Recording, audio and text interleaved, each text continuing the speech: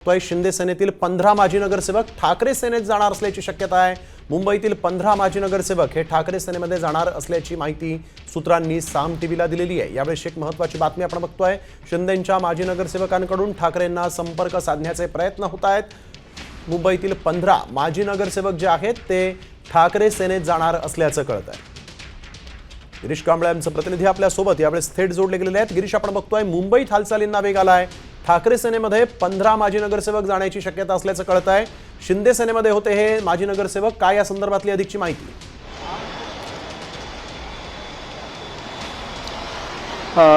जे ठाकरे गटाकडे माजी नगरसेवक होते ज्यांनी शिंदे गटात प्रवेश केला असे 15 नगरसेवक आहेत ते ठाकरेंच्या संपर्कात आहेत। पुन्हा एकदा त्यांना ठाकरे गटामध्ये यायचं आहे। मात्र या संदर्भातील चर्चा आहे ती आजच्या या मातोश्रीवर झालेल्या उद्धव ठाकरेंच्या उपस्थितीत आमदार खासदारांच्या या बैठकीत झाली।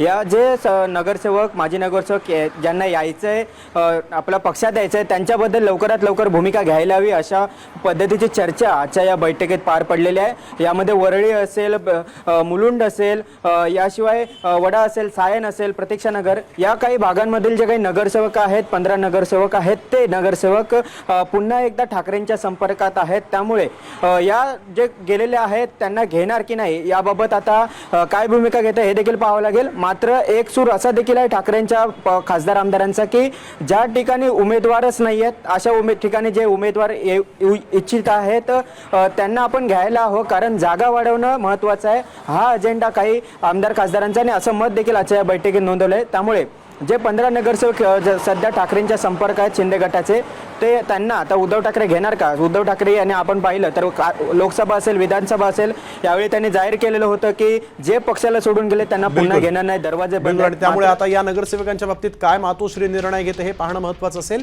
धन्यवाद गिरीश, आपण दिलेल्या सविस्तर माहितीसाठी। आता isakal.com आहे देशातील नंबर 1 ची मराठी न्यूज वेबसाईट। प्रत्येक अपडेटसाठी isakal.com ला नक्की भेट द्या।